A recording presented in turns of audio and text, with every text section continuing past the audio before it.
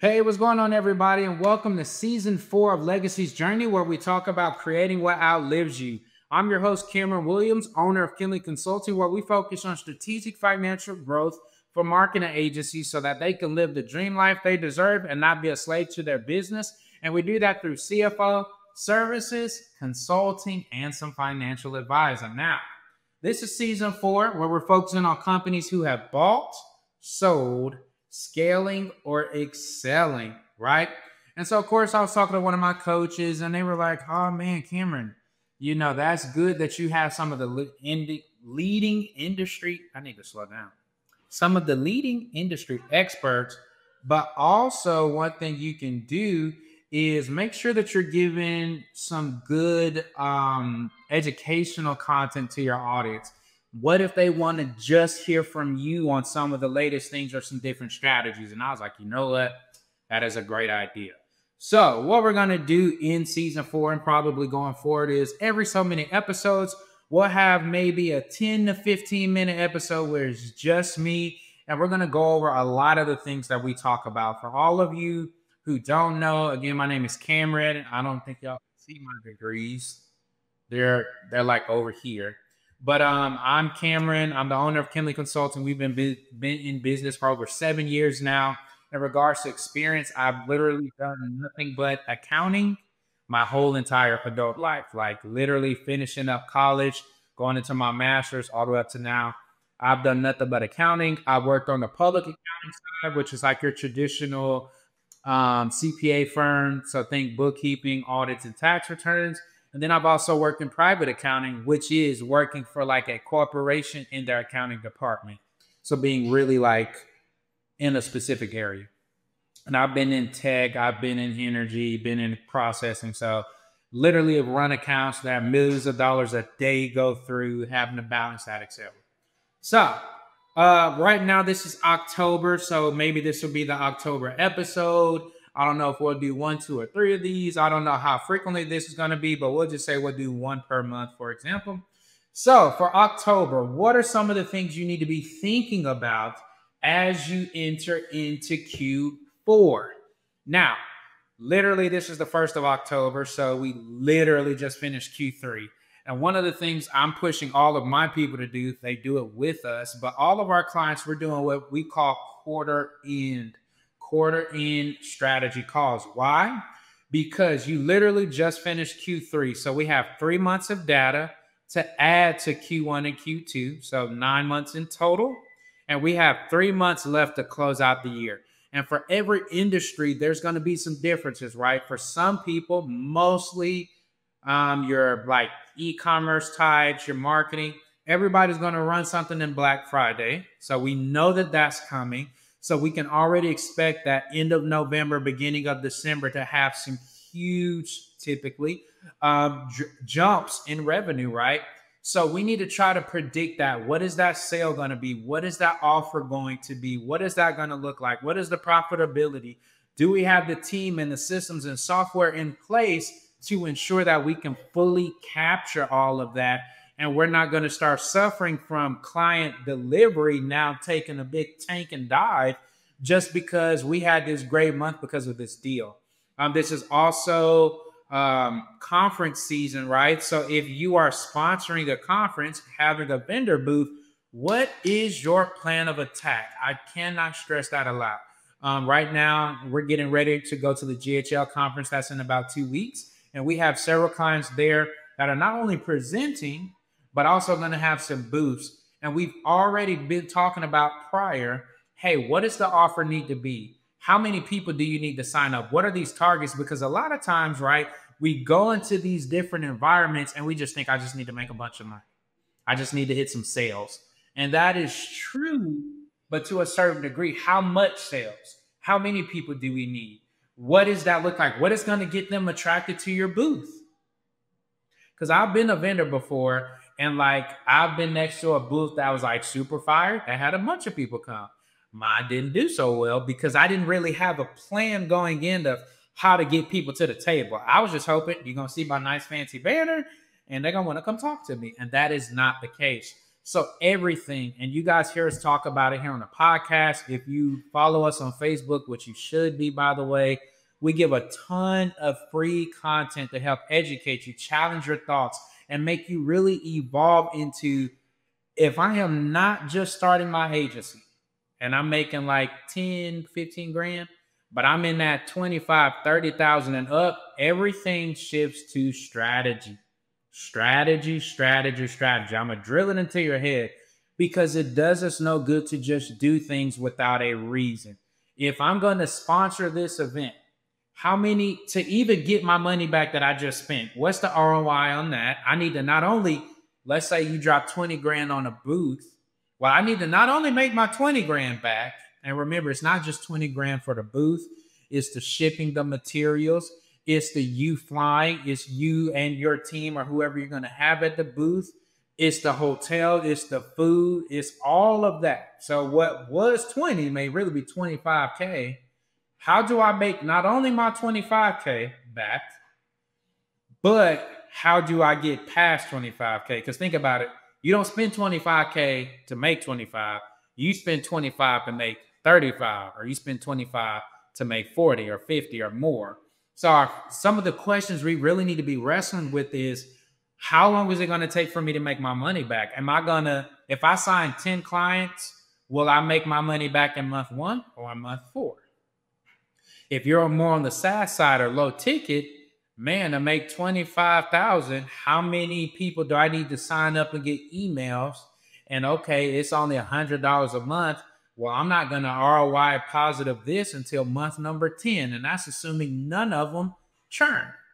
So these are the things you need to be thinking through. And these are the strategy calls on why they're so important. Because you guys, and I'm going to say this every time, y'all don't need me to tell you like, hey, this is an office mug, or these are office supplies, these pens. No, you don't need me for that. What you need people like us for, people on your team, are what do we do? What are the next steps, right? Like we just talked about, not only how do I make the money back, but what's the time frame? What's the offer? How many people do I need? What kind of staff needs do I have, et cetera, et cetera. So there's that. The main thing is for Q4, you need to be meeting with your CFO right now. Right now. Let them get the books clean and closed for September. But literally by the middle of the month, like that October 16th to 20 something, you should be trying to get in touch with their CFO. Hey, tell me what happened in Q3 and what is the plan for the rest of the year? What are my financial revenue targets that I'm supposed to be hitting? Hey, how many calls do I think I'm going to have? Or what does that look like? These are things you need to be working through because they're going to determine, guess what? How much in taxes you're going to end up paying. So I've seen people have a terrible year, and then in Q4, because of something like a rev share deal or something, it completely flips. And now all of a sudden we were at negative 10K in net income versus now we're positive 50 grand. Well, you just went from me telling you all year, you're not going to owe, you're good, to like, gonna have a tax bill. So not only that, what are the projections that you have? What are they showing? Am I going to end up at 200K in net income? Or am I going to be at 20K? Like, these are things you need to know because why? That dictates your tax strategy. And tax strategy is always changing. Every month, there's new data, new variables, new changes. If you just had your, like one of our clients, they had like a 60K month, then the next one they had a 200K month. That's a big jump. What are we going to do with that extra money? How is that going to be accounted for and utilized? These are all things that you need to be talking through. So that way, when you get to next February, March, and April, you're not like, oh my gosh, Cam, nobody told me this, or I had no idea, or I never owed this much in taxes. Come on. And I think we have to stop this whole, like, I'm just so shocked that I owe. If you're doing better than you were last year financially, making more revenue, you're going to owe more money. So you need to put the plan in place so that you are prepared on what you need to be doing. That's the type of responsibility that comes with making the 50K months, the 80K, the 100K and up. Because if not, you're going to get caught off guard. And then you're going to be upset. Then your feelings going to be hurt. Then Cam, I'll have the cash. And then that starts that whole thing. And you don't want to go there. So this is the perfect time in Q4 to go ahead and meet. In October of Q4, by the way. So that way you have time. With our people, we want them to have time to, hey, all right, these are the numbers through Q3. In Q4, we're anticipating you're going to hit this, this, and that. I think your net income is going to be, let's just keep it easy, 100K. Okay, taxing on that is 25K. First question, do we have 25K in the bank set aside? That's a yes or no. If we don't, then what is the plan to get 25K in that account by next February, March, April? You see what I mean? You can predict that right now and skip the headache.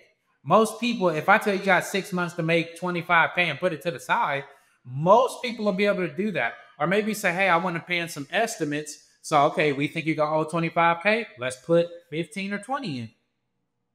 And by the way, like in our case, whenever we give our people estimates, typically that's higher. And my goal, kind of gamifying it a little bit, is to always beat that number. So if I tell you 25, it's probably closer to like 18, 21, something like that. But, I'd rather tell you 25 and you save the 25 and you only go 21. See how that works? Then the other way. And I'm not always perfect, but I'm like 90%. So there's that. So I think we'll stop right here. The tax extension deadline is October 15th. That's for every person and for C Corps. Don't forget, though, just because you filed an extension, that's an extension to file, not an extension to pay. Okay? That's a big comment. Oh, Ken, I filed an extension. Why am I? I'm telling you right now, when you file, unless you're sending money in with the tax return, it doesn't matter if we did every single savings for you. You're going to get a letter that says, hey, thank you so much for paying, but penalties and interest, because you should have paid us in April on the 15th, you didn't pay. To which, what are you going to say? Well, I didn't know how much I was going to hold. They're going to say we didn't either. But now that we have that number, penalties and interest is calculated on that, and this is the additional amount you owe. Now, if you miss this October 15th deadline, by the way, then you're going to get an additional penalty because they're going to say you just failed to file in general. So you would have a failure to pay and a failure to file penalty both added together, which you don't want. So October 15th is the deadline. That is a Wednesday. It has to be done before 11:55 p.m. If not, it is what it is. You're going to pay extra. Sorry for you. Yikes. But you had 10 months. And most importantly, for next year, don't do the same thing. If you know that's a struggle, hey, I need somebody in my accounting team that can help me to stay on top of that can get started with me early and stay on top of me so that I can do it because I want to do better. That's what happens when you partner with people like us. We've done that to where, like, hey, at the end of January, welcome to tax season, emails go out. And we're sending these every maybe 15 to 20 days. And then we get a little bit more, send more notifications as we get closer to the day. So with all that being said, we're going to stop this right here. It looks like we're right under 15 minutes. Per usual, if this is your first time, make sure to like, share, subscribe. If you need to follow us because you're like, man, this guy's giving some real good information that I don't hear a lot of accountants and CFOs talk about. Remember, this is on our YouTube, Legacy's Journey. All right, you can find me, Cameron Williams, Cameron Williams, on YouTube and on Facebook. I'm literally putting tons of content, video style, written style, picture style, all on there. That's why we go to these masterminds and try to learn and get in the industry with other marketing agencies so we can know what's working for you, what's working against you, and put it in a language you understand, but just related to your money. So with that being said, we can't wait till the next episode. Hopefully you guys like this. If not, let us know, but I'm sure you'll love it. Remember, meet with your CFO. That's your job. Get it scheduled.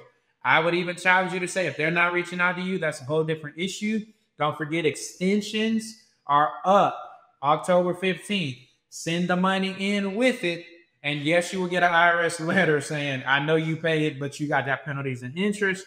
Otherwise, we can't wait to see you on the next episode with whoever our next guest will be. We have some awesome people. Go watch some past episodes. I know we have some great ones about buying, selling, acquiring businesses. And with that being said, I'm going to let y'all go. Until the next one, see ya.